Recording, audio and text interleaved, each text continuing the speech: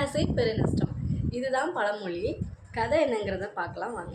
அழகே அழகே எதுவும் அழகே. இந்த கதை என்னன்னா, ஒரு கிராமத்துல 4 இளைஞர்கள் ரொம்ப வறுமையில வாழ்ந்துட்டு வராங்க. என்னதான் உழைச்சாலும் முன்னேற முடியாம ரொம்ப ரொம்ப வறுமையில வாழ்ந்துட்டு வராங்க.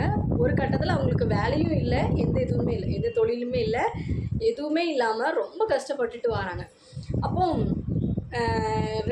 4 வாலிபர்களும் ஒரு காட்டு பாதையில் உட்காந்து புலம்பிக்கிட்டு இருக்காங்க.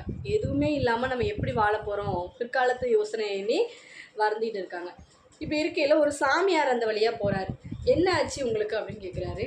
உடனே அவங்க சொல்கிறாங்க, இல்லை நாங்கள் இந்த மாதிரி ரொம்ப வறுமையில் இருக்கிறோம் அப்படின்னு சொல்கிறாங்க. அப்போது காளி அம்மாவை நீ வணங்கிக்கிட்டு இந்த 4 தாயத்தையும் ஆளுக்கு ஒவ்வொருத்தர் தலையில் வச்சுக்கோங்க, வடக்கு நோக்கி நகருங்க, ஒவ்வொருத்தங்களுக்கும் தாயத்து விழுத இடத்துல தோண்டுங்க, தோன்ற இடத்துல உங்களுக்கு என்ன கிடைக்கோ அதை வச்சு நீங்கள் வாழ்க்கையை வாழ கற்றுக்கோங்க அப்படின்னு சொல்கிறாங்க. ரொம்ப தூரம் போக வேண்டாம், இருக்கிறத வச்சு சந்தோஷப்பட்டுக்கோங்க அப்படின்னு சொல்கிறாங்க. சரின்னு சொல்லிட்டு 4 பேரும் ஒவ்வொருத்தங்க தாயத்தை எடுத்து தலையில் வச்சுக்கிட்டாங்க.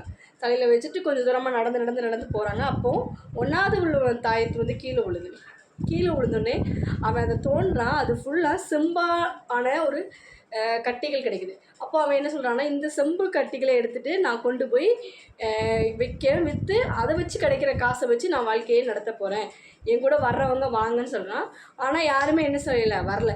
ஒருவேளை அடுத்தடுத்து என்னென்னாலும் கிடைக்கும் அப்படிங்கிறதுனால மிச்சம் இருக்க 3 பேருக்கும் ஆசைகள் அதிகமாகிடுச்சு.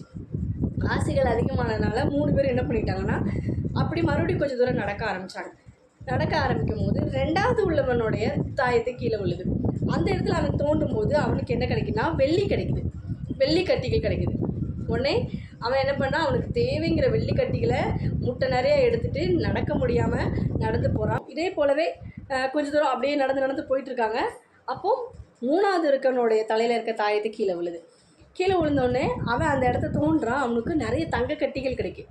அப்போது அவன் இன்னொருத்தங்கிட்ட சொல்கிறான், இருக்க தங்கத்தை எடுத்துகிட்டு நம்ம போயிடலாம், உனக்கும் இதில் இருக்க தங்கத்தை எடுத்துக்கோ, உனக்கு வேணுங்கிற அளவுக்கு எடுத்துக்கோ, நம்ம போகலாம், நம்ம ரொம்ப தூரம் வந்துட்டோம், இன்னும் நம்ம கிராமத்துக்கு போக ரொம்ப நேரம் ஆகும், நம்ம போயிடலாம் அப்படின்னு சொல்கிறான். அப்போது 4வது இருக்கவன் யோசிக்கிறான். அவனுக்கு ரொம்ப பேராசை வந்துருச்சு. முதல்ல இருக்கவனுக்கு செம்பு, 2வது வெள்ளி கிடச்சிச்சு, இப்போ இவனுக்கு தங்கம் கிடச்சிருக்கு, அப்போ நமக்கு வைரம் கிடைக்கலாம், அதனால் நம்ம இவனை சொல்லிடலாம் அப்படின்னு சொல்லிட்டு என்ன பண்ணுறான் அப்படின்னா, நீ போ அப்படின்னு சொல்லிடலாம். இவனும் அவனுக்கு தேவையான தங்கத்தை எடுத்துகிட்டு வந்துட்டு அவனுடைய வாழ்க்கையை பார்க்கறதுக்காக அவனோட கிராமத்துக்கு வந்துட்டான். இப்போ 4வது இருக்கவே ரொம்ப தூரம் நடக்கிறான். ஆனால் அவனுக்கு தலையிலேருந்து தாயத்தை கீழே விழலை. அதுக்கப்புறம் ரொம்ப தூரம் நடக்கிறான், கீழே விழுது. அப்போ அந்த தாயத்தை எடுத்துகிட்டு கீழே தோன்றான். அவனுக்கு விழுந்த இடத்துக்கு தோன்றான். அவனுக்கு எல்லாமே இரும்பு கட்டிகள் தான் கிடச்சிச்சு. அப்போ அவனுக்கு என்ன பண்ணுறதுன்னே தெரியல. ஐயோ, நம்ம ரொம்ப ஆசைப்பட்டுட்டோம். 1வது உள்ளவன் கூப்பிட்டா அப்பவும் நம்ம போகலை, 2வது உள்ளவன் கூப்பிட்டா அப்பவும் நம்ம போகலை, 3வது உள்ளவன் வா இதில் இருக்கிறத எடுத்துகிட்டு போன்னு சொன்னால் அப்பவும் நம்ம கேட்காம பேராசைப்பட்டோம் அப்படின்ட்டு அவனோட புத்திக்கு உரைச்சி இரும்பு கட்டிகளை சுமக்க முடியாமல் அவனுக்கு தேவையானதை எடுத்துகிட்டு வாரான். இதுதான் ஒரு பேராசை பெருநஷ்டங்கிற ஒரு அழகான பழமொழிக்கு சின்ன எடுத்துக்காட்டான ஒரு சின்ன கதை. நம்மளும் இது வரைக்கும் இது கிடைக்கிறதுக்கு மேலே இது பெஸ்ட்டாக கிடைக்கும் அப்படின்னு நம்ம நினச்சிட்டு வாழ்ந்துட்டு இருந்தோம்னா அதை இனிமேல் மறந்துடணும். கிடைக்கிறத வச்சு சந்தோஷமாக வாழணும். உழைப்பை போட்டு அதுக்கடுத்து நமக்கு ஏதாவது ஆசை இருக்குன்னா நம்ம தேடிக்கணுமே தவிர பேராசைப்படக்கூடாது. எப்போவுமே பேராசை பெரு நஷ்டத்தை தான் நமக்கு எப்போவுமே கொடுக்கும். அடுத்து ஒரு பழமொழியில் பார்க்கலாம்.